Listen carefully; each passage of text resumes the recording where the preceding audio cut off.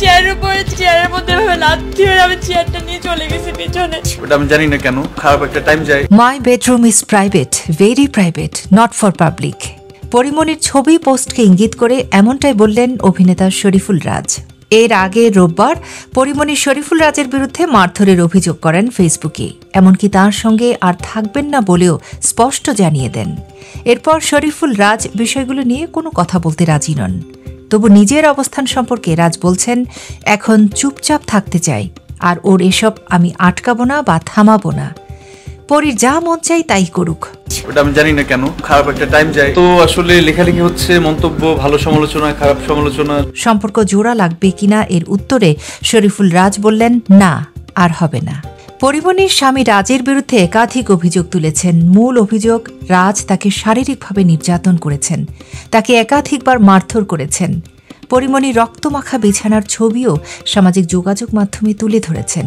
কারণ উনি তো বাস্তব জিনিসটাকে অবাস্তব করে ফেলায়, এটা তো আসলে রেয়ার। অবশ্যই এখানে আমি দায়ী করতে চাই, যে কোনো পর্যায়ে আমি লড়ে যাব ইনশাআল্লাহ। পরিমণি যখন নানা অভিযোগ তুলে বিয়ে বিচ্ছেদের ঘোষণা দিয়েছেন, তখন ফেসবুকে ছেলের ছবি দিয়ে তার জন্য শুভকামনা জানিয়েছেন শরীফুল রাজ। এর আগে রাজপরীর সাংসারিক সংকট নিয়ে নানা তথ্য সামনে এলেও বিয়ে বিচ্ছেদ নিয়ে তেমন কোনো ইঙ্গিত ছিল না।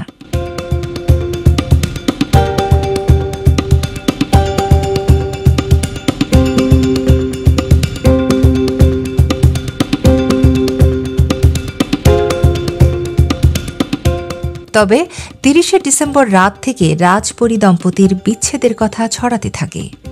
নতুন বছরের প্রথম প্রহরে রবিবার ভোর ৫টার দিকে নিজের ফেসবুক অ্যাকাউন্টে এক পোস্টে বিছানা বালিশে ছোপ ছোপ রক্তের দাগওয়ালা দুটি ছবি পোস্ট করে ইংরেজি নতুন বছরের শুভেচ্ছা জানিয়ে সংবাদ সম্মেলনের ঘোষণা দেন নায়িকা।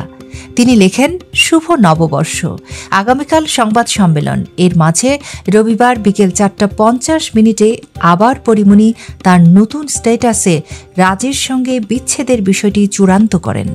ওইটা দেখার পর আমি আর কোনো কথা বলতে পারি না। আমি যেভাবে বলবো তারা সেভাবে নাও রিসিভ করতে পারে, এটা আমার মাথায় ছিল।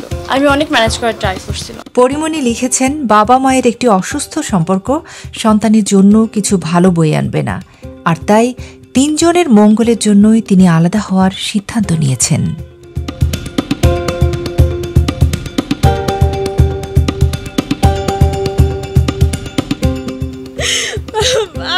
আমি না কথাগুলো বলতে, আমি লাইনগুলো কেমনে বলবো আমি বলতে পারতেছি না।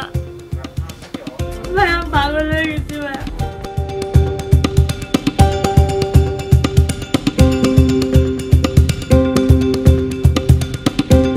এটা নিয়ে আমি কোনো মন্তব্য করতে চাই না। আমি হয় মা নেই আর না হয় বোন নেই।